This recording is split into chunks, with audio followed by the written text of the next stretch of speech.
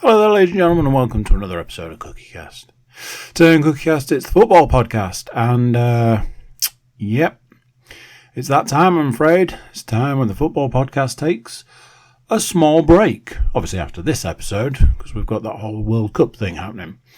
Thought it might be an interesting idea to have a bit of a dive into the season so far. So there's stuff from last week, and then really getting into the thick of it. Before we start, if you're not already subscribed, please consider subscribing. If you have, that's great. You can also like, share, comment, review, all that good stuff. Send the podcast to a football fan. They might even enjoy it. Right, let's get going. Here we go. This is CookieCast, the football podcast.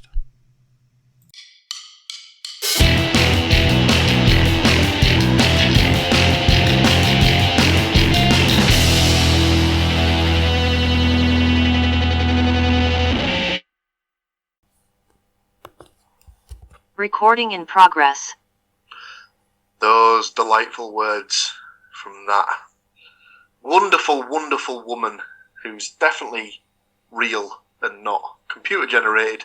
Tell you all that you need to know, ladies and gentlemen. Welcome along. It is what whilst not being the last, will be the final for a few weeks at least, shall we say, edition of the CookieCast football podcast.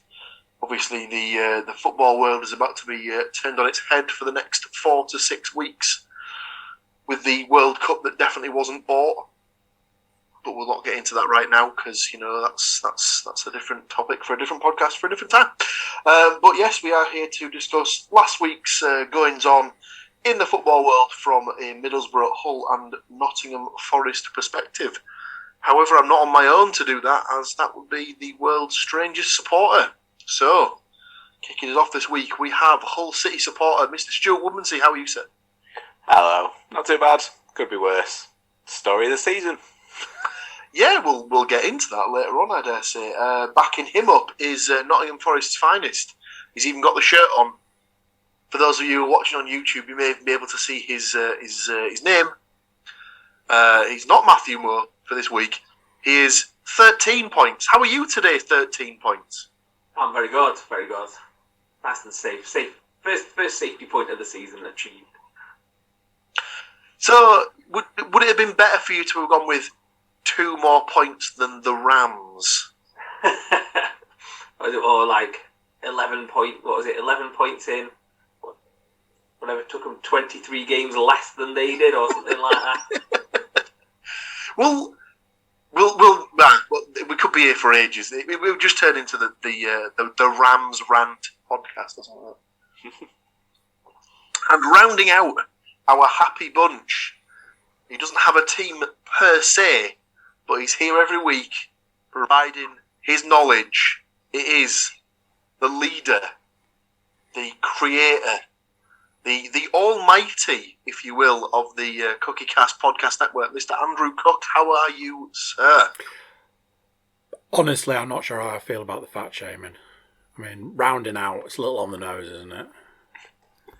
But other than that, I'm very well, thank you.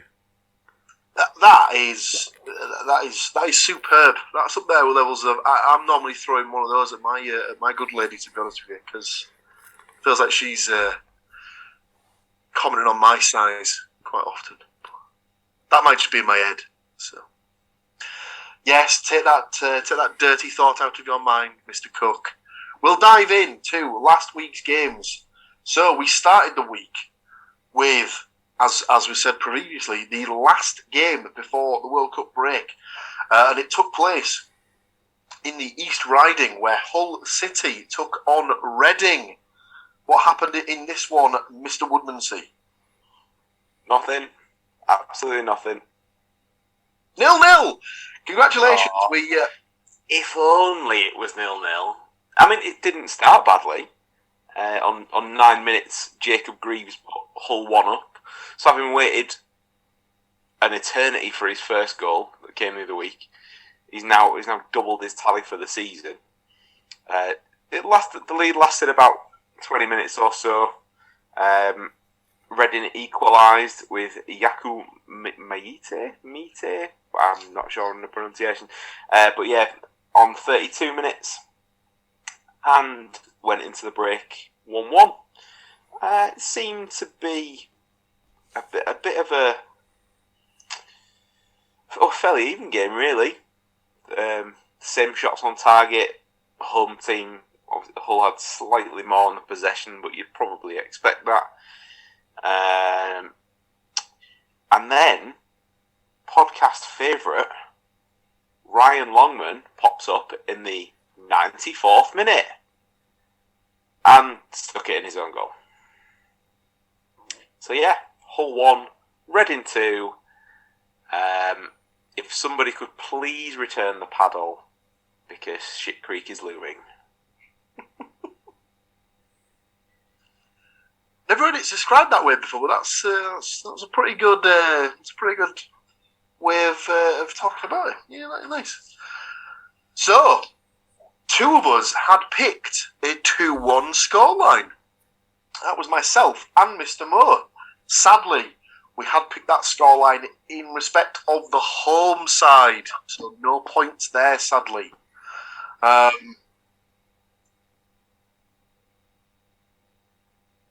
I've gone the wrong page in my book. What an absolute tit! I'm so sorry. We'll have to go back because we should have started in the Premier League. I don't know what's happened. This is an absolute shitstorm. I do apologise. We'll round out the Hull City game, but we will go back. Yes, myself and Mr. Moore 2-1. Neither goal scorer for Hull was correct. Neither goal scorer was either correct for Reading, sadly. I'll come back to a point that I'm going to make slightly later on. Both Stu and Andy had gone for 1-1 draws. Didn't get the goal scorer correct for Hull. Didn't get either of the goal scorers correct for Reading. However, all three of my colleagues had picked a goal scorer for Hull named Longman. Do I technically give out minus points here? Whoa. I thought for a second you were going to say, do I technically give out points here? Absolutely not. Minus points? So I'll just paint you a little picture. I used to do a little predictions game with some of my friends back in the day. And it was usually a case of we have to predict who would win the Premier League, who would finish in the top four, who would get relegated, etc., etc. The season was 2015-16, and one of my relegated sides, I had picked Leicester City. That was the season that Leicester went on to win the Premier League, and it was determined that because I got it so horrendously wrong, I would incur a negative 50-point mark for that one. Which was fully deserved, as it was a prediction across the full season. One game, however, really? I mean, I'm not saying about deducting minus 50 points. I'm sure it's happened before, and we haven't taken points off before that. And also, if we're going to introduce rules mid-season, that doesn't work either. If we're going to have rules, we need to establish the rules at the start of the season. So you can put this rule in the book, ready for next season if you want. If you predict a player to score a goal and they score an own goal, it's minus 1 point. But that starts next season, Sunshine. Not I like it. I like it. So, basically, we won't be picking on current form. Don't pick a Hull goal scorer because you will absolutely get fucked. He's not wrong, ladies and gentlemen. For those of you keeping on the bobby, that is 2, if not 3, own goals within the last 3 games. Not ideal. Yes, so sadly, no points across the board on that one. I do have to go back, though, as I do apologise. I completely forgot. Our first game of the week took place in Nottingham, where Nottingham Forest took on Crystal Palace. Mr. Moore, what happened here? Well, as we kind of alluded to, we don't want to jump to the kind of end, but I've kind of spoiled it anyway for everybody by my name. Forest won 1-0. Kind of finally another home win. So, yeah, it looks like from the highlights that I saw and what I watched, it looked like an entertaining game. It looked like quite end to end and stuff like that. And by the commentary and read up on it as well, also like an entertaining game. Palace got given quite possibly the softest penalty I've seen since last week, kind of thing. But genuinely, it was. I've never seen anything so soft. Like if we're talking about players throwing themselves to the ground, that Zaha penalty was one of the worst because, I mean, Worrell had barely given him a cuddle and he chucked himself to the ground like a toddler having a paddy. Like, I've never seen anything like it. Thankfully, he duffed it wide of the post. But I think it's probably something that Forest need to look at in the break because they have conceded the most amount of penalties in the Premier League at the moment. And a good chunk of them are coming from VAR. They're not clear-cut penalties. It's shitty little things that they're doing on the slide that they could get away with in the Championship probably last year. They can't get away with now because, one, they've got VAR, and two, it would appear that the players are quite willing to chuck themselves to the ground like they've been shot. So, yeah. But that kind of sour note to one side... VAR worked in Forest's favour for the Forest goal. A nice bit of play. Brennan Johnson kind of took a shot, came back out to Morgan Gibbs-White, who tucked it into the back of the net. It was initially given offside, but was overturned by VAR. So 1-0 to Forest, and 13 points, third from bottom in the table, and making moves upwards, as it were, until we have Man United on Boxing Day. It's still the bottom half of that table though is incredibly tight, isn't it? Well, I looked at it and I looked up to about 8th. I think is kind of like it's only like 5 points away from Forest, I think. And I was like, it's not, not that I'm thinking, 8. I'm thinking, you're just kind of thinking there's a lot of clubs in between. So Forest have got 13 points. Fulham have got 19 points. Is that realistic? But Villa at 11th, Villa at 12th with 18 they're all, you have a little run and they're all quite reachable kind of thing. The unfortunate thing is the shocking goal difference, but less said about that the better. That's the only problem as well. Like when it comes down to it, that's basically another point that they have to make up, isn't it? Really. Yeah.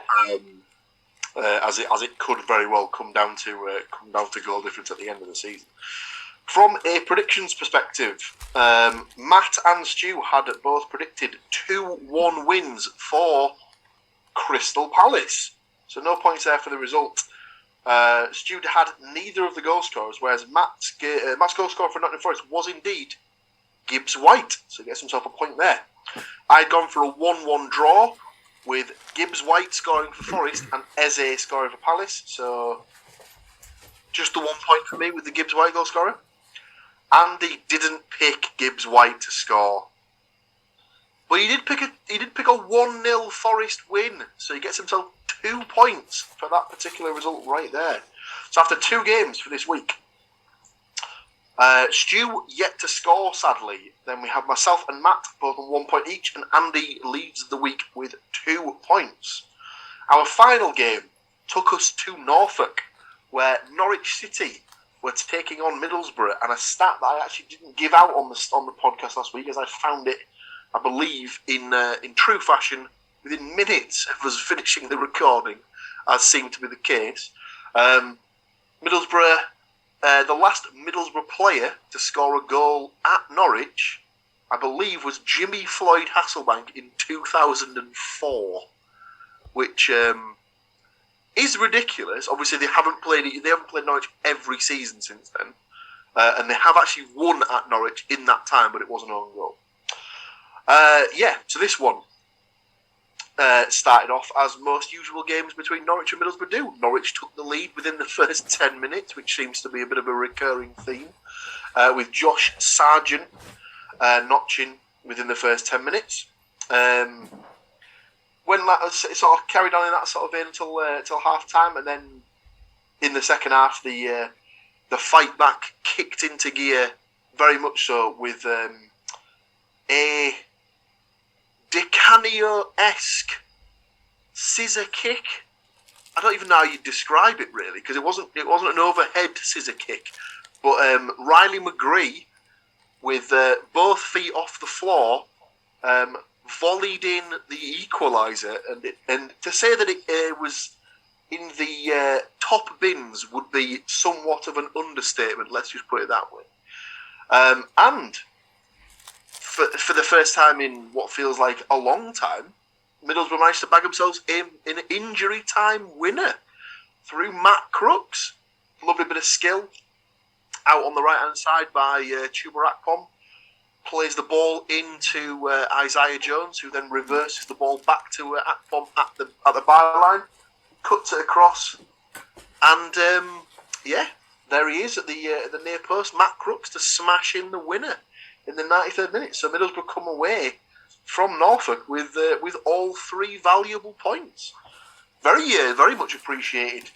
Not so much appreciated from Stuart and Matt's perspective, as they'd gone for Norwich wins, 2-0 for Stu and 2-1 for Matt. No points there. They do, however, both redeem themselves by both picking Sargent to score, so get themselves a point there. I had gone for a 1-1 draw, so disappointed that obviously Crooks scored, but not disappointed from the fact that my team got the win. I also do console myself with a Sargent goal scorer for Norwich, so 1 point there for myself. He's on fire though, ladies and gentlemen. Rolling off the back of his win for Nottingham Forest with the correct scoreline. He's only going to back it up with a win for Middlesbrough, picking the 2-0 goal scoring line for Mr. Cook, so a point there. Sadly, neither of the goal scorers, so just sticks with the 1 point. So, for our final week before the break for the World Cup, Stu ends the week with 1 point. Myself and Matt get 2 points.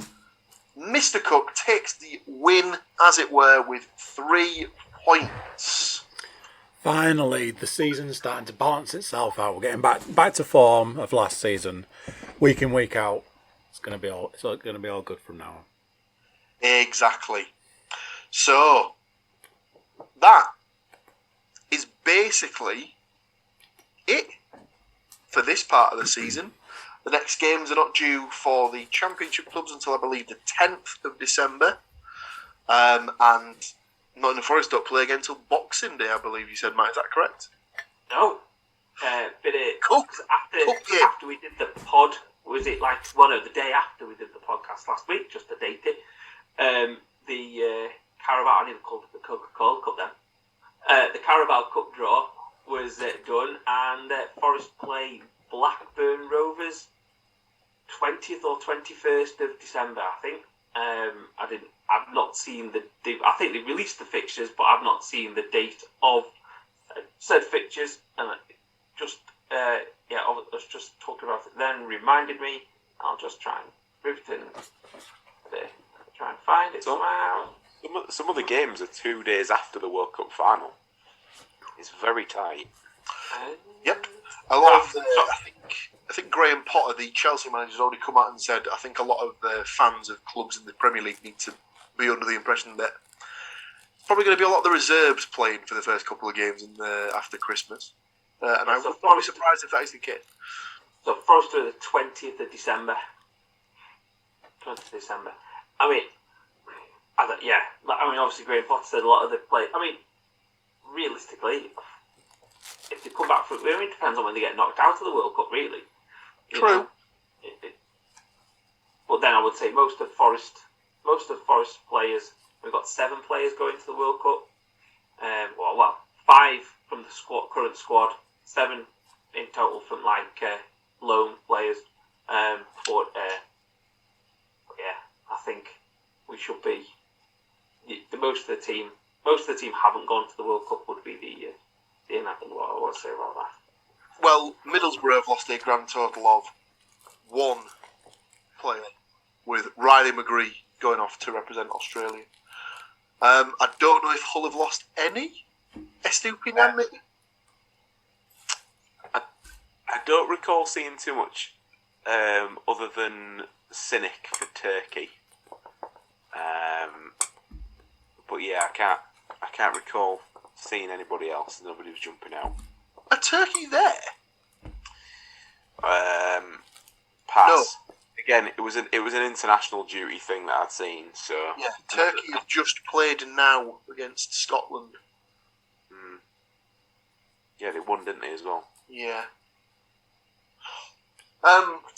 So in theory, the championship clubs would probably not find it that difficult to carry on playing if we're being honest. But who knows?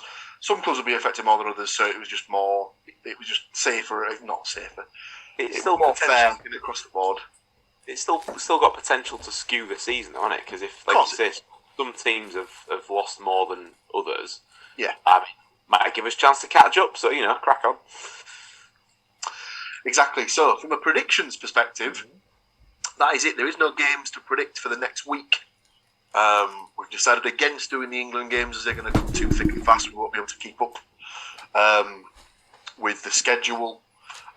So we're going to take a break for another couple of weeks. But before we go on that break, we are going to give a little bit of a rundown of how we feel the season has gone so far for our particular respective clubs. Maybe have a look at revising some of our picks that we made earlier in the season and see how we feel. If we're feeling confident, or maybe want to change one or two of those picks across the board. But before we do that, we are going to take a very small break, and then when we come back, there'll be a veritable feast of I want to say football, but it's been, from the information I've got written down in front of me, a bit of a shitstorm. So join us, and we'll all be miserable together. We'll be right back. Recording in progress. Thank you very much, Darlene. That'll be her name from now on. We'll pretty much just go with Darlene.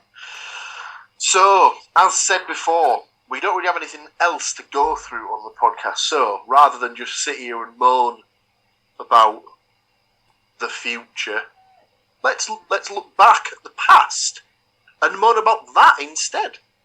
So, I have written down the current standings for each of our teams.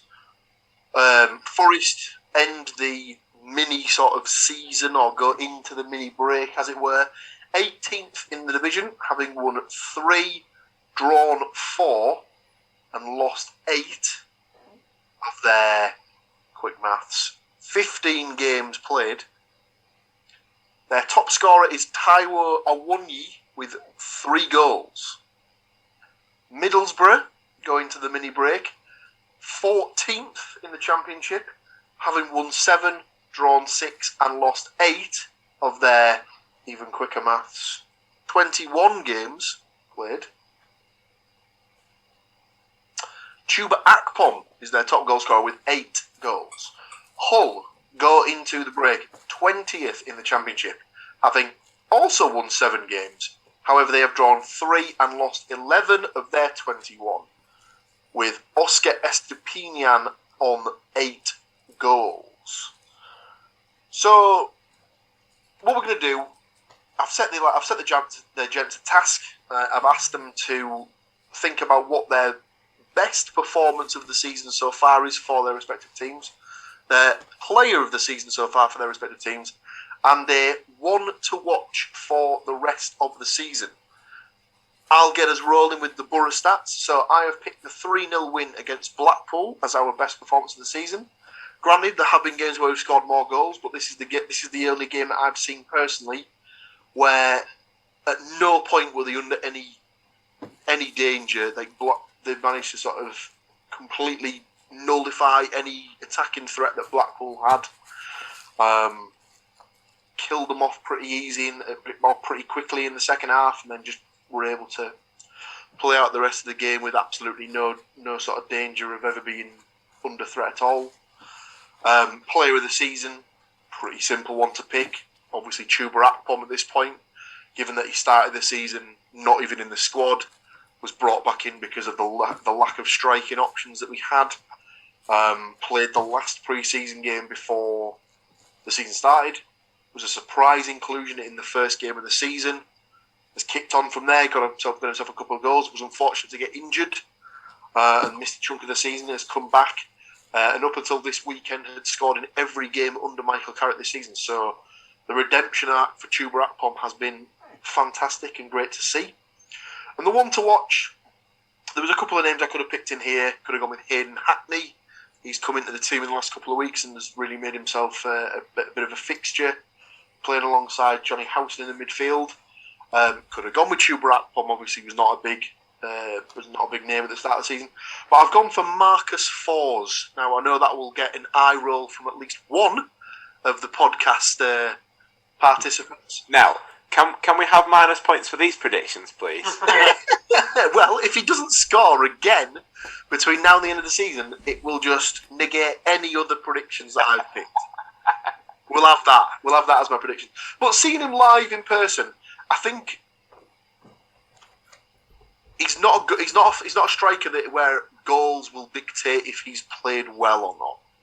I know that sounds stupid, but occasionally you do get those strikers who play and they're not in the team to score goals. They're in the team to either make space for the other strikers or the other attacking midfielders. He laid on one of the goals against Blackpool. I think his movement is very, very key to the way that Borough are playing at the moment. I think that's what Carrick's got him in the team to do. And yeah, he'll run himself into the ground. And I think he's almost taken the mantle of he's like basically a younger, potentially more fit Duncan Watmore, because that's what Watmore's position in the team was to do, was basically just to run at teams and just pull them out of position. So I think it could be a much improved second half of the season for Marcus Fors. I'm going to come to you next, Stu, if that's all right, for your best game player of the season and your one to watch for the remainder, if that's okay. Okay, so it's a bit of a strange one because in terms of performances that have defined the season, I'm almost going bad and good in the respect of Hull had a hell of a start to the season. Everything was looking pretty good, and then they came up against on the 20th of August. They came up against the West Brom side that hadn't done anything at that point, and got their pants pulled down. They lost 5-2, and following that game, yeah, they won 2 between then and where am I looking? The 16th of October. They'd won 2 games between the end of August and the end of October, which was a terrible run. Teams that they were getting beat by were like some you would expect, maybe Sheffield United, QPR, fair enough. But 3-0 at Swansea, bit of a tough one to take. But in terms of then getting it turned round, weirdly, after what Paul was talking about, is the game against Blackpool. They went to Blackpool on a bit of a hiding to nothing, really. Everything wasn't exactly going particularly well, and just absolutely played them off the park. And two decent strikes in that game, one particularly from Greg Docherty. And I'd like to say they've built on that since, but they have very much then gone back to being a mixed bag. But then some of that is probably down to the teams that they've played. A loss to Blackburn, you'd probably expect. But again, flipped, and this isn't me having a go at Paul by any stretch, but 3-1 at home, the game that Paul was at, was difficult to take based on the league positionings, because that was the game that Hull also scored 2 own goals in, and as we alluded to earlier, that's seemingly becoming a bit of a problem at the moment. Like 3 in the last 4 games is it's getting to the point where that's a training issue rather than it being accidents every time. For me, there's something about the way they're setting up that's kind of teams are maybe playing on that a little bit. I'm not too sure, but yeah. It's like, whilst I agree, I think there's levels to it, and like the first own goal against Borough, yeah, you'd argue got to do better there. 2 Hull players basically got a touch in the vicinity of the goal and still couldn't keep it out, and that's pretty much unforgivable, to be honest with you. The second one was very unlucky from Christie. He was basically trying to block the cross and just either didn't get enough on it to put it out for the corner, or just got his timings sort of like all mixed up. I was just very unlucky in that the ball just hit him in a way that just basically took it completely out of the keeper's way. But yeah, you're right. You are right. The one earlier in the season though against Huddersfield that was on that was one of the few occasions that we've been on the Sky main channels. 29 minutes in, Louis Coyle there was no need for him to go for the ball where he did. Threw himself at it, pinged in the goal. It's like there was other players in better positions to deal with it, and there's a lot of panic at the back, but I still think that stems from them not being quick enough, personally. So yeah, I kind of went with a best and worst flavour in that, I guess. But player of the season so far, I mean, everybody will point towards the fact that Estepinian's got 8 goals, but he's been brought in as a poacher and very much is doing that job. Like that's not a shock that he's got the goal. I mean, yes, he's scored 8 goals, but I mean, cumulative distance must be no more than 25 yards. My player so far, surprisingly, Greg Docherty for me, and that might be a bit of a shock with bigger names in the team, but he's had to fight for his place, I think, and it's been a bit turbulent with the change in manager, then going to obviously Dorse, this temporary charge, and now we've not really seen too much of Rossini's management yet. So we're only a couple of games in, but to me, when all the bigger signings were going on in the summer, he must have thought, I don't even know if I'm going to get in here. And yet, I would suspect he's probably first, if not second name on the team sheet now at the moment every week. So I'm going to go with Greg Docherty. And if you were picked to go for a player to sort of watch to come round for the next portion of the season, the breaks come at an interesting time because we have a lot of injuries as well, which I'm not going to blame that barren spell on, but we did have a lot of players out during that point, and we're still waiting on 3 of them to come back.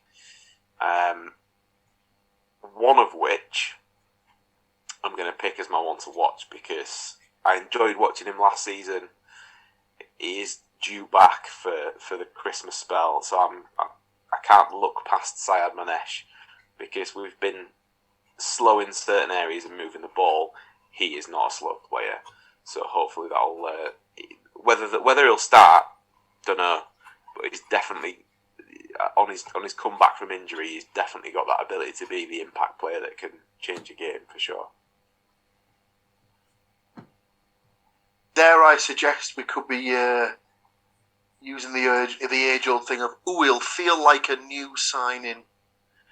Well, it kind of will in a way. But speaking of which as well, there's that our lad Mahand who's not even played a game yet, but he's due back from injury, so we technically have got a new signing.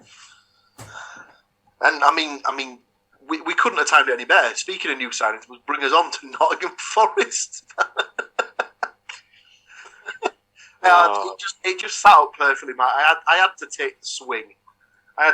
So we come to Nottingham Forest. So I think I probably might. Well, actually, saying that, there's probably a couple that I could probably pick from this for your perspective. But which would you have down as the best game? Well, so I'll chuck in like a couple of mentions. So the Spurs Carabao Cup game is a kind of big mention. It's always nice to beat Spurs, but I think the dominant display that they gave against a decent Spurs side was there. I think it's going to sound kind of dead cheesy and kind of cringeworthy, but the West Ham win was just nice to kind of. It was just first match back and the atmosphere, kind of watching on telly and all that kind of thing. It was just really good to see, and then come with the win on the other end of it. But yeah, most obvious one is the 1-0 win against Liverpool kind of thing, which, whether they're underachieving, whether they're doing this, whether Cliffy Klopp's got to whinge about something else or whatever, I don't give a shit, mate. We won 1-0 and, we could have lost 4-5-1, whatever, but, it was just that it was the kind of like, obviously it wasn't the turning point because then they went to Arsenal and got stuffed 5-0 the week after, but it kind of felt like there was something there kind of thing. It wasn't going to be this kind of like dour kind of season where, I know we've joked about getting to 11 points or getting to 12 points, but there was one point where you're like, I mean, that might just be the target for this year. Just don't be worse than Derby kind of thing. But I think that Liverpool game combined with the Spurs game kind of gave a little bit more kind of a hope and a platform as well. Would you say that George didn't appreciate that one apparently? Would you say that that's more that you said you felt something had changed? Is that because ultimately they're probably going to be relying on that home form, and that was the start of like building that home form really? Because I think it was the keeping the clean sheet as well. I think there was like 2 weeks on the trot where we lost 3-2 to Brentford and Fulham, which at home, which was just absolutely shocking because those were games where we should have been picking up points. And they didn't, and they shipped goals, and they took the lead, and they looked comfortable, and then they were shipping goals within like 3 minutes, where there seems to be a bit more kind of sturdiness to it now. There seems to be a little bit more fight, and players who were either big money, like the club paying big money for them to come into the club, or apparently paying them big wages to come into the club, seem to have started to find a bit of swagger about them and a bit of kind of, they look like the player that we thought we were signing. Gibbs White is starting to look like the player that we thought we were getting. Lingard starting to look like the player that we thought that was rumoured to exist somewhere within that body, or something like that. Outside of Manchester. yeah. But yeah, so I think that there's kind of like all the players that came with all the hype are starting to look like the players that deserve the hype, kind of thing. Even Lodi, who he's missed out on the Brazil squad, but he seems to look like he's decent. I mean, still for a left back, and maybe I'm just old school and I sound like my old primary school teacher who used to bollock us for being if you were the right back or left back for going over the halfway line, But when he's the furthest man forward, that's still, my head just can't deal with that. But yeah, so yeah, it is the Liverpool win. I think the resilience of the team kind of thing, and it kind of brought everyone together, and yeah, kind of gave the fans a bit of something, because there was a lot of discontent kind of starting to brew kind of thing. And I mean, football fans on the whole are very fickle. Forest fans are incredibly fickle, and there was is Cooper up to it and all that kind of thing. Yeah, I don't think you're on your own in the fickle brigade there, mate. Certainly, not certainly amongst these particular teams that are discussed on this podcast. Let's put it that way. If you were pushed player of the season so far, you're gonna love this one. I genuinely think it's Ryan Yates. Oh, really? I genuinely think it's Ryan Yates. He's of the players that have like come up with him.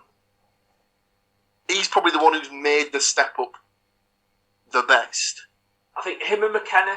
I was really toying with it, and like McKenna's been a mainstay, and he's been in the team constantly, and he is a really, really good player. He's had some absolute nightmares though. I mean, Dean Henderson could come as a mention as well, but it sounds awful when you say it. When you're having that many shots on goal, your keeper is going to look really, really good, and he has looked really, really good. That Liverpool win was down to him, basically. But I just think Yates has come back into the team, and you can see like when he obviously got dropped early on in the season. He was starting early on in the season. He got dropped early on in the season, and then since he's come back into the team, he's the captain, like on-field captain, and you can see there seems to be a bit more drive about them, a bit more organisation about them. They kind of not they've taken on his personality, because that's not what we want completely, but it seems to have kind of really kind of taken the team by like leading by example and stuff like that. So yeah, I'm going to go Ryan Yates as the kind of best player so far this season. The break is probably, if the break would have been 2 or 3 weeks from now, it might have been Gibbs White, because he's been outstanding the past 2-3 games. He's been like everything that we thought we were going to get from him, kind of thing. Yeah. It's just taken a while to settle in. Yeah, like you said, I think there would have been an argument to have been made for Dean Henderson, but if you take his penalty saves away, has he really been that good? I mean, He's conceded a lot of goals, but he's conceded a lot of goals, and arguably, if your keeper's winning like Player of the Season, it's usually because he's made saves that have won you games. Yeah, I can only really think of that Liverpool game where that was the case. So yeah. I think that's fair enough. And if you had to give us a player to watch or a one to watch for the rest of the season that you reckon might sort of be one of the ones who sort of goes towards being the reason that might keep him up, if that is the case, I think I'm gonna. I mean, we've signed so many players, so there's going to be quite a few kind of things. So I think if we work back to front, I think Niakate coming back in defence, he could be a real kind of thing. Because I think he was the star of those first few games where they'd kind of narrowly got beaten at Newcastle, obviously beat West Ham, drew with Everton, I think. Those kind of 3 or 4 games, and then he got injured, and then we got stuffed by Man City, and then it kind of capitulated from there. I'm hoping in midfield that Mangala and Broiler's really looking like he's starting to boss the midfield, kind of little passes, little kind of like intricate things that those two, and then up front, Gibbs White. I think Gibbs White is the one to look towards up front. And then just as like a sneaky kind of, he's already signed, so I don't know if he'll be counted as a January signing. He's on a Bosman free kind of thing. Gustavo Scarpa, who's a Brazilian kind of playmaker-y kind of player that they've signed, and apparently he's really good. But then also on Twitter the other day they were asking him about his English. And he's like, "Oh, you have to apologise. I've learnt English in an American accent, so I mainly speak in an American accent." And then they said, "Well, can you say anything in English?" And then he kind of put on some like Dick Van Dyke kind of "give us a bottle of water, mate" kind of thing, and it was quite amusing kind of thing. And he realised that it was absolutely terrible kind of thing, but oh dear. I mean, hopefully skills, skillful player, but also kind of. Also, like, seems like a decent guy kind of coming into the team and fits in with the squad as well. So that is the kind of the first half of the season. Well, I say first half, the first portion of the season, sort of neatly wrapped up. We've given where the teams are in the league. We've given what we feel is the best performances, etc., etc. So the only thing that's left to do really is I've given us all a chance to revise our season-long picks that we made at the start of the season. So, I will go through those now. We'll start with Nottingham Forest. We were each asked where we felt they would finish this season and who would be the top goal scorer. Surprisingly enough, across the board, we all went for Brennan Johnson as the top goal scorer. Position-wise, I was the least optimistic, having Nottingham Forest to finish 18th, Matt Adam finishing 16th, Stu 14th, and Andy, the most optimistic of all, had them finishing in the European places in 6th. Now that we've had 15 games or so, does anyone want to have a little go at another pick for where they might finish? Andrew had his hand straight up there. Where would you like to revise your pick to, Mr. Cook? 14th position. So he still has them staying up, ladies and gentlemen. Sadly, they're going to have to wait that extra season for him to go into the Europa League. I'll go in next. I am not going to change my pick on this one. I think I'm still going for him to finish 18th. I don't want it to happen. I just think it's Fulham have kind of pulled themselves away for me. They've proved that they can actually do it in the Premier League. I reckon they'll be good enough to sort of stay out of it now. So it's just a case of whether they can keep 3 or 4 teams in and around them, and I don't know if that'll happen when other teams start to pick up results and stuff like that. So unfortunately for me, I'm going to stick with what I've said at about 18th at this particular point. Stu or Matt, it's up to you to dive in at this point. I am going to change mine, not as drastically as perhaps Andy's change was, and certainly not as pessimistic as Paul's, but I was 14th. I am going to change it to 16th. Just, as you say, Fulham seem to have pulled themselves away. Villa have obviously just got a bit of new manager swagger with the Unai Emery appointment. Leicester seem to be turning a bit of a corner as well. But other than those teams, it could be a shootout. Leeds are very hit and miss. West Ham are just exactly that in some weeks. Everton, it depends when they fire Frank, let's be honest. So it could be close for quite a few, but we've mentioned other teams starting to turn a corner. I don't think you can really rule Forest out of that bracket either at the moment. It's just that they had to start a little bit lower down. So I'm going to go from 14th to 16th.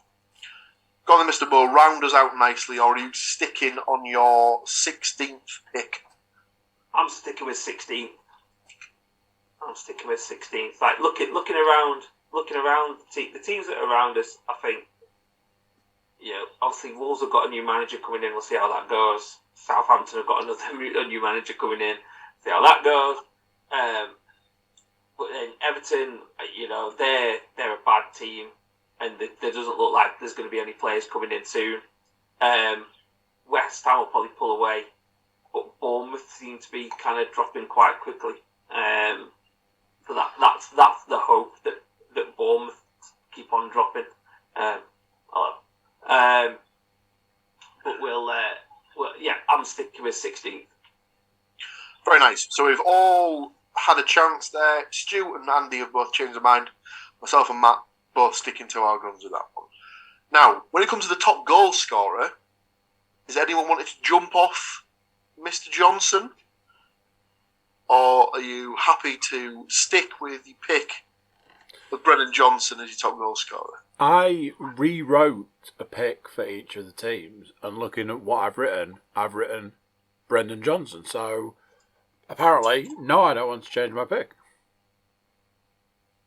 That's what you come for, ladies and gentlemen. Consistency from a goal scorer perspective. I, on the other hand, have changed my mind, and I think we actually covered this in the podcast. We said once he gets one, he'll start banging them in, and he's got 2 in 2. So I've gone for Gibbs White to end up as the top goal scorer. Any advance from either of you two guys? I want to change, but I don't know who to change to. That's the problem. I did toy with the idea of putting Dennis in, because I think he could be another one because that's how he was at Watford.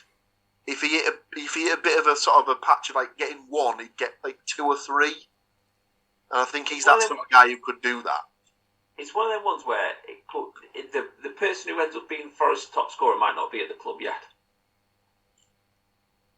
I think if they go and do a bit of business in after Christmas, or if Awoniyi's got 3, that's not too bad considering how bad we've been. I'll go on. I'm going to have a bit of faith in him. Awoniyi. So Matt jumping on to a 1 year. Stu. I'm going to stay because purely for the reason that so they've brought all these players in. He is the star man from last time round that's still in a goal scoring form. Certainly got to step up still. So even if they do a bit of business at Christmas, could it feasibly be that they do some business at Christmas and by the end of the season he's on his way if he hasn't performed? Because what motivation that could be for the second half. So I'll stick with a Johnson.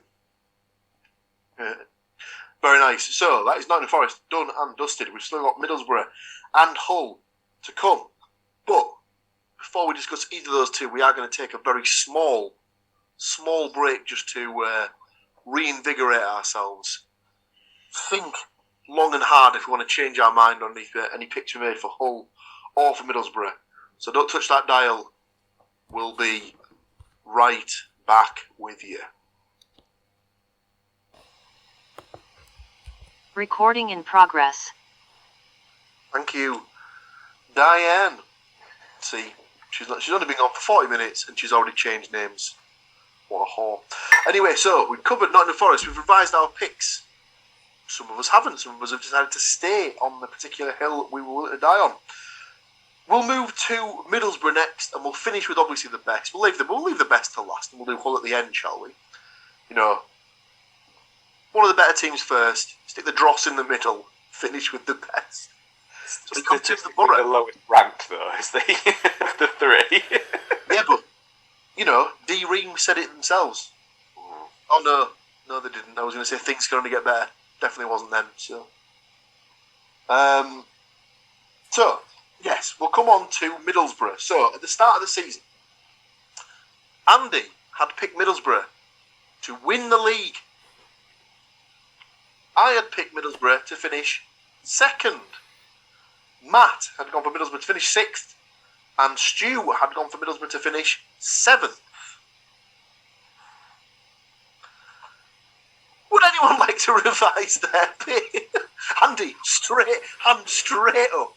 So just to clarify, Middlesbrough currently find themselves in 14th place after 21 games. But to be fair, they're only 2 games back from 4th place. So that's how tight it is, just in case you dive in with your 19th place prediction. 7th for me, please. Oh, so he had him winning the league at the start of the season. He now doesn't even need to go make the playoffs. I really wanted to believe. I mean, at the start of the season, I absolutely did believe. I was like, Middlesbrough have got what it's going to take to get up. And I think, I do believe they're going to have a better second half of the season, kind of after this break. I think they're going to come back strong, new manager, and they seem to like players are seeming to start to shine in the areas that in the goal scoring areas. My fear is that they've not done enough at the start of the season to get to that first place. So a slight change, still somewhat optimistic, but fair enough. Can't see any problems with that. That's absolutely fine. Matt, Stu, I'm going to stick.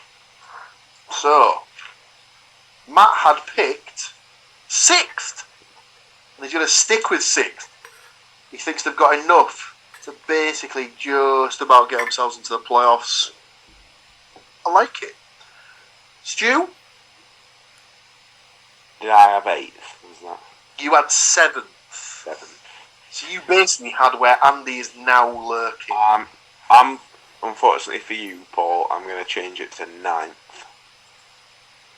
I think that they have that, as Andy rightly pointed out, they have that potential to have a better second half of the season. But this is purely based on your misplaced trust in force. He's not good. And as we know, ladies and gentlemen, one player does indeed make an entire team. So yeah, but if you knew setup's insistent on playing him, he'll get found out very quickly and then need to be replaced. So it's then what do you do then?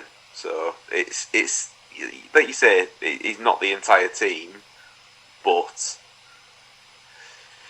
I mean, Figueiredo's a one-man calamity in our defence, so why can Force not be a one-man calamity in your attack? Do you know what I mean? It is doable. Yeah, I think that is fair enough, and obviously, listen, it would be silly to think that Carrick's going to come in. Granted, he's had 5 games in charge. He's won 3, drawn 1, and lost the other. So he's not going to keep those figures aren't going to continue to forever. He's going to lose games. He's going to draw games. I do think though there is always that one team that seems to sort of come from nowhere and puts a bit of a run together. So like last season, Luton was that team that was up there for the majority of the season, got into the playoffs, and obviously got knocked out by Huddersfield. But given how tight the league is, so obviously Stu covered there, 6 points gets you from pretty much inside the bottom 3 to inside the playoffs. As it stands, Borough are already 4 points off the playoffs. So Millwall currently in the last playoff spot on 31 points. Borough in 14th on 27 points. So they're 4 points off the playoffs. They're equally 4 points off the relegation zone. So very much a case of couple of wins, couple of defeats, puts you right back in it in both ends of the table. So I think the way that they're set up under Carrick, as it stands at the moment, they're going to win more games than they're going to lose, just because of the way that he's got them playing, the confidence that he's instilled in them. So I have changed my mind. I don't think they're going to finish second anymore.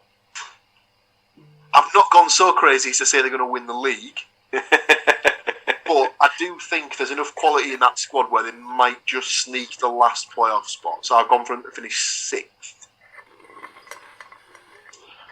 That moves us to the top goal scorer prediction. And as it currently stands, it is Stuart on 8 goals. At the start of the season, shock horror, no one had picked Stuart to be the Middlesbrough top goal scorer. Mainly because I don't think he was listed in the squad.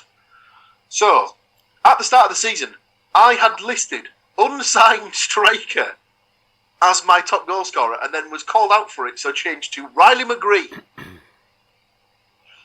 Stu went with Josh Coburn, currently on loan at Bristol Rovers. Matt had gone with Matt Crooks, and Andy went with Duncan Watmore. So to put that in perspective, I believe McGree is on 3. In fact, I think they're all on 3, apart from Watmore, who might be on 4. Let me just double check that. That sounded about right. Talk amongst yourselves. Oh yeah, lovely weather we're having.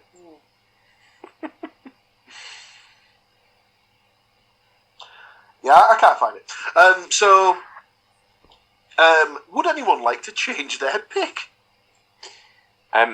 So on the basis of the Middlesbrough can't play Bristol Rovers, and therefore he wouldn't be able to play anyway if they could. But obviously, I'm not allowed minus points if he scored against. So, yeah, I think I probably need to change mine, don't I? Probably. Well, I might as well jump on Akpom before everybody else does it, don't I? Jumps on the, as I saw someone had put on social media the other day, the choo-choo-chuba train. Matt, still happy to stick with Crooks? I'm going to go kind of left field here. I'm going to go with Muniz. Ooh. So, some potential talk that he might get his loan terminated in January. Fairly sure, but no, I mean, that's nothing like certain. And obviously, he wasn't brought into the club under the current regime, so you can never tell. that's another thing that the World Cup's going to goose, because he would have between now and then to prove himself, and a month of it's missing. Like, Mr. Cook. I feel like I'm in a bit of a situation there, because I was going to change my goal scorer, and I had put Tuba down. Part of me doesn't want to be the guy who now jumps on the bandwagon. So part of me is thinking, I mean, you know, would it be the worst thing to pick for us? But do I stick with Watmore? He's not doing that badly. I'm going to stick to my guns. I'm going to do it. Watmore. Stick with Dunk. Yeah. Big Dunk Watmore. Hasn't played yet under Carrick. Straight, like, but not for selection reasons. I think he took a bang to the head apparently against Huddersfield, and they haven't officially come out and said it, but I think they're keeping him out because they're scared he might have like concussion syndrome. At no point in any of the stuff on the website have they ever used the phrase concussion. Information that might have been useful before making that pick. But anyway, I don't know what to say, Mr. Cook. But you never know. I mean, to be fair, if he has got a concussion, he's got 6 weeks to get over it. Let's be honest. So, well, 4, 3. I have changed my mind. I was obviously unsigned striker was a bit of a cop out pick, and despite his, and I quote, scissor bastard against Norwich at the weekend, I can't see Riley McGree continuing his hot streak and getting more or getting enough to challenge the likes of Tuba and the rest of the strikers.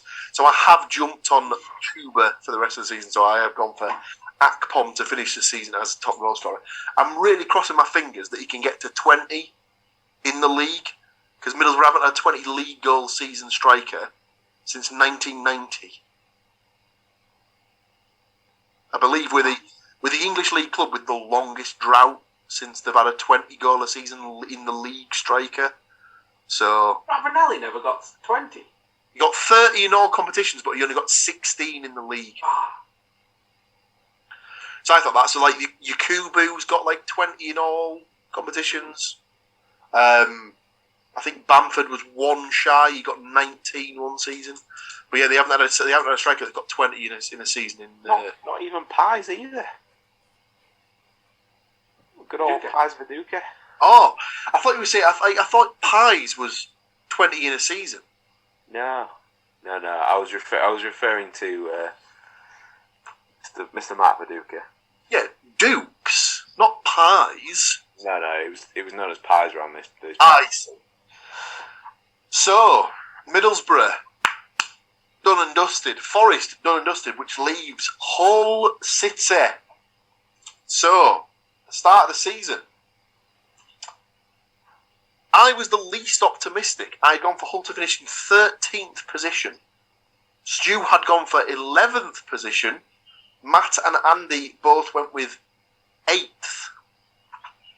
Would anyone like to revise their selection? Oh no. Andy's waving his hand. He looks apologetic. This could be bad, ladies and gentlemen. Before making any changes or picks or anything like that, I did take myself over to the current standings and have a little look. I am apologetic. You are correct. I've moved my my needle down a little bit to Hull finishing 16th this season, I'm afraid. I'd take it now, Andy. I'd absolutely take it now. Yeah. Well, not to put too fine a point on it, but if he wasn't happy with that, he's definitely going to be disappointed with me putting him to finish 17th. But again, he said he'd take your hand off. So it was one of those when I looked at the standings. Both Borough and Hull, I've given them higher than what they are now, which I feel is doable, is achievable for both teams, but a lot lower than I originally predicted. Yeah, I know that Hull obviously they haven't had the new manager bounce for as long as Borough have had with Carrick, in that he's only had 2-3 games in charge now. Yeah. I just don't get the feeling that, like, I mean, it could click. Like, I mean, like, if they get a couple of wins as soon as the season restarts, that might get. Okay, so I'll tell you now that the first game back after the break is at Watford, and that's probably not going to go well. And the game following Watford is Sunderland at home, so that may be a bit more doable. Yeah, they'll do, those bastards. They're shit. We'll come to you at the end, as it is your team. Matt, do you want to revise your pick of 8th? Yeah. 14th. 14th. In a mid-table mediocrity. I mean, like Stu said there, to be honest with you, as long as they don't finish 22nd or below, finish anywhere. Really. You look at the disagree with that. I disagree with that on the basis of the whole point of this season was that it was a fresh start, the first crack under the new owners.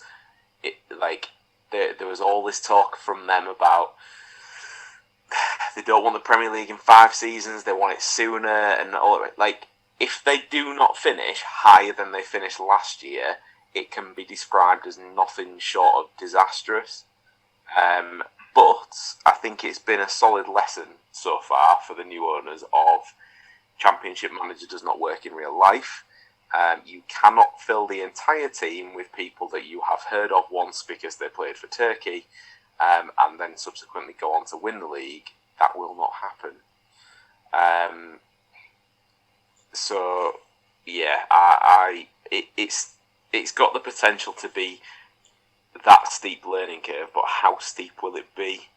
Are they going to be trying to finish higher than they'd finished in the same league last season, or are they going to be trying to win League One again next season? Is the question for me. Sorry, Matt, I jumped on you then. I think 14th for me. I think there's plenty of the 3 teams below them, like in the relegation zone, look poor.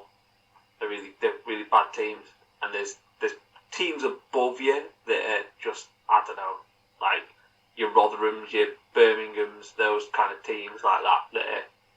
And I know they were sorry to jump in, I know they were beaten by Reading at the weekend, but they look like, I mean, they were a lot of people's favourites to go down at the start of the season. And they look like they're just a couple of bad results away from just imploding. So what was mine? You had said 11th, I believe. Let me just double check. You had said 11th at the start of the season. Okay. Stick me down for 19th.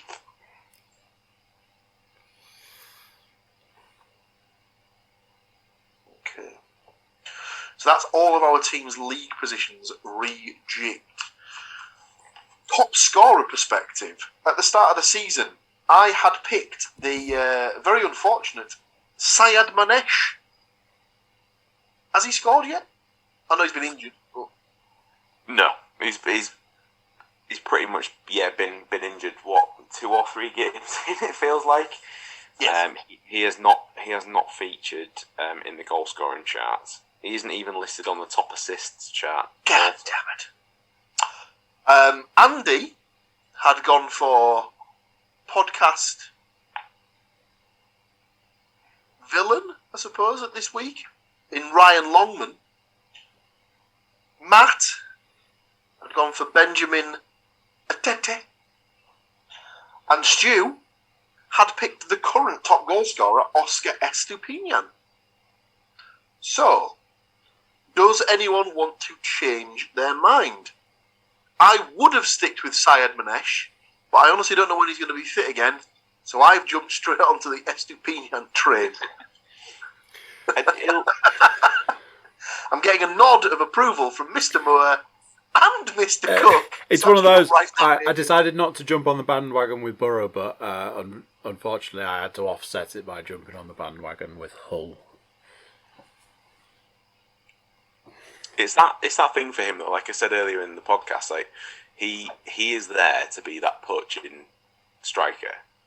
Like, the 3 or 4 that are in the chasing pack, so like your Tufan and your Pelkas and your Longman, probably aren't going to pick him up at the same rate that he or a higher rate than he is across the course of the season, because he'll just be lurking like a big gangly bastard, a big gangly goal scoring bastard, hopefully. So we'll see. Does that mean you're sticking with him? Oh, absolutely. Yeah. I don't get told I'm right very often, so I'll take it mid-season. So, well, so there you have it, ladies and gentlemen. So, just to clarify, our revised season-long picks for Nottingham Forest, I have said that they will still finish 18th. Stu and Matt have got 16th, and Andy's gone for them to finish 14th. Stu and Andy have stuck with Brennan Johnson for their top goal scorers. Matt has moved on to Taiwo Awoniyi, and I've jumped on to Morgan Gibbs-White. For the Borough, Stu has the Borough finishing in 9th, Andy in 7th. Myself and Matt have both got them just squeaking into the playoffs in 6th. Andy has stuck with Watmore to be the top goal scorer. Matt has moved on to Muniz. Myself and Stu have jumped on to the Tuba Train for a bit of ACPOM action. And for Hull, Stu has switched from them finishing 19th, myself 17th, Andy 16th, and Matt is the most optimistic with a 14th place finished. And as you've just heard, we have all jumped on to Mr. Oscar Estupinian to finish the season as the top goal scorer. That, ladies and gentlemen, is the end of this week's podcast. And like I said before, is the end of the podcast for a number of weeks. Like I said, we are going to take a short break whilst the World Cup is on to recharge the batteries, just reassess and bring you some more delightful Forest, Hull, Borough-based content in the new year. Is this the point where the manager, i.e. Andy, arranges the one where they're training for us all and we just all go on holiday now? That is what I heard, and that is the main reason as to why we cannot provide the content in the upcoming weeks. Where have you managed to get us as the location, Andrew? Is it the English Riviera of Torquay? I called in some favours at Hull and we're all off to Turkey for 2 weeks. Well, I think the email came back was that Andy had ordered a turkey, but unfortunately bird flu has also taken that option away. So never mind. So close. Well, there you go, ladies and gentlemen. So yes, so there won't be any podcast for the next 2 or 3 weeks, but we will be back in time to predict the first set of games that are due back on the 10th of December. So mark your calendars for that previous week, as there will be some content coming out in that particular time. In the meantime, if you're watching, enjoy the World Cup. If you're not watching, fair play. I know there's a few people that are not going to watch on moral grounds and whatnot, but again, we won't get into that, because that's it's a topic for a different particular time. If you're bored one weekend, why not go and support your local non-league club? Or just go to Hartlepool United. Or go and watch Wrexham, as I believe anyone who's a Disney Plus subscriber pretty much now does. So anytime the Wrexham boys are in town, go chill out with Bring on the Deadpool and Rob McElhenney. So, you know. Wrexham's worldwide fan base has gone through the roof. Oh, absolutely. I imagine the supporters trust has never seen so many applicants. I bet they can't print the shirts fast enough. But yes, thank you for tuning in and listening, watching, subscribing, sharing, tweeting, Instaing, TikToking. I can't imagine that's an arm of the podcast at this particular point, but if you're giving it a go, more power to you, kids. Yes, so we're going to be away for another couple of weeks, but we will be back the week before the 10th of December. So we will catch you in a few weeks' time. Goodbye. So there you go, what do you think of that? Football's done for a little while. I mean, not all football. You've got World Cup football, the biggest of all the football. But more local, closer to home football is on pause for a little while, and so is the football podcast. Literally going to be a couple of weeks, I imagine. So not too long to wait until we're back talking more football.